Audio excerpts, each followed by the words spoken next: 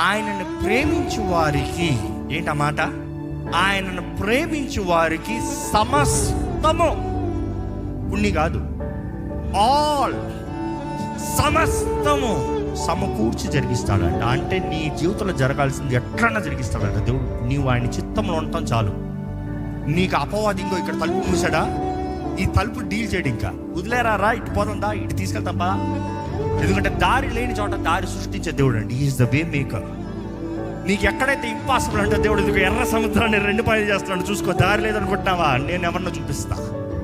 ఎందుకంటే దేవుడు చేసే కార్యాలు గొప్పవి. He's a miracle working God, but it takes faith. నీ జీవితంలో నీవు ఆయన చేతులకు సమర్పించుకుంటే మాత్రం ఆయన ఏమైనా చేసి చూపిస్తాడు. కానీ ఆయన చిత్తాన్ని వెతికి ఆయన చిత్తంలో నడుస్తాము, అనుదినము ఆయనతో జీవించి ఆయన చిత్తంలో బ్రతుకుతాం అనేది మీ బాధ్యత. మీ గమ్యం ఏంటో మీరు తెలుసుకోవాలి. రెండోది, మీ జీవితంలో దేవుని చిత్తం ఏంటో ప్రతిరోజు తెలుసుకోవాలి.